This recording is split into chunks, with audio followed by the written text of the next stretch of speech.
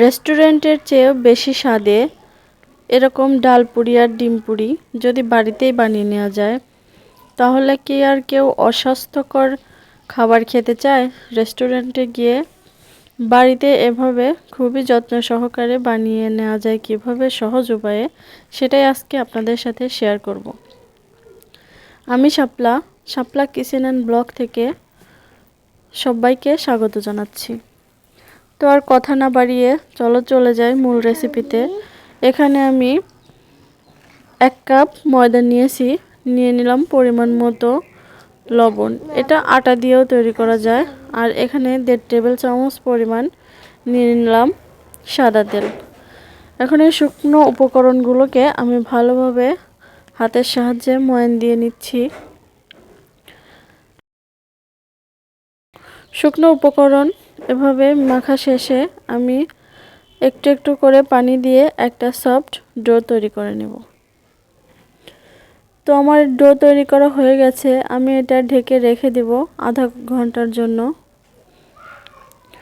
ওদিকে আমি চুলাতে কড়াই বসিয়ে দিয়েছি আর তার মধ্যে দিয়ে দিয়েছি পেঁয়াজ কুচি আর মরিচ কুচি।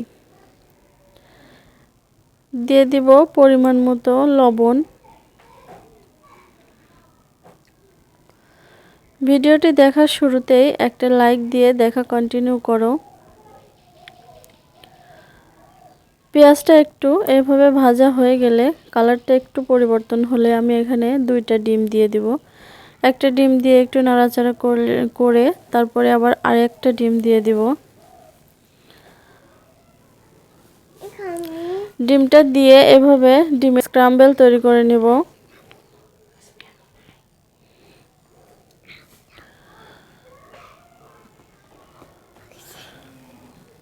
তো ডিমের স্ক্রাম্বল তৈরি করা আমার হয়ে গেছে। এটা এখন আমি নামিয়ে ঠান্ডা করে নেব।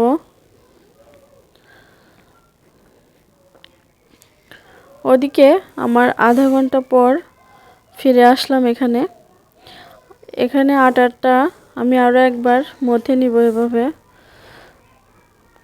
আটাটা মাখা শেষ হয়ে গেলে আমি এটাকে কয়েক টুকরা করে নেব।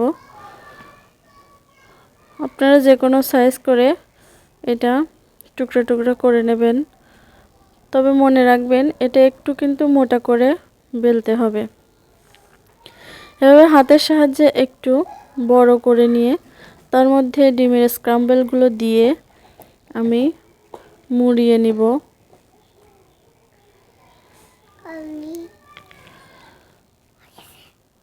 দেখুন হাতের সাহায্যে এভাবে একটু চাপ দিয়ে এটাকে আটকে নিতে হবে।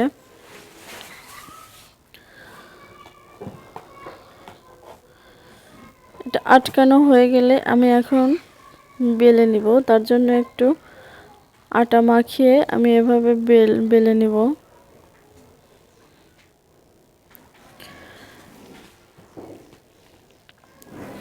এটা একটু সাবধানে বেলতে হবে, কারণ ডিমের দানাগুলো একটু বড় হয়, যার জন্য এটা একটু মোটা করে বেলতে হয়। তো আমি এভাবে সবগুলো বানিয়ে নিব। আপনারা আপনাদের সাইজ অনুযায়ী বানিয়ে নেবেন।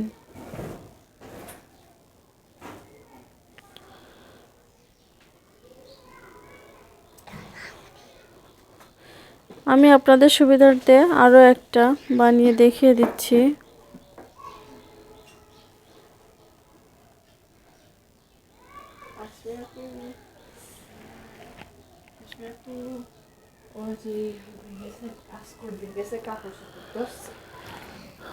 তো দেখতেই পেলেন আমি কিভাবে বানালাম। আমি এরকম করে সবগুলো বানিয়ে নিচ্ছি।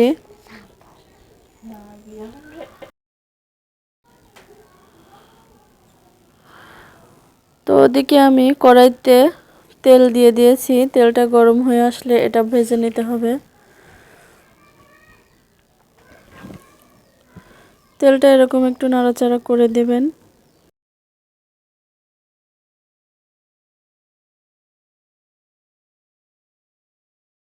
তো আমি এভাবে করে সবকটা পুরি সেঁকে নেব।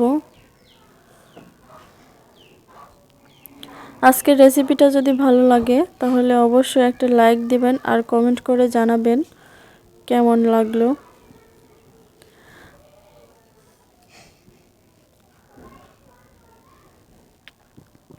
তো আমি এভাবে সবকটা পুরি ছেঁকে নিব।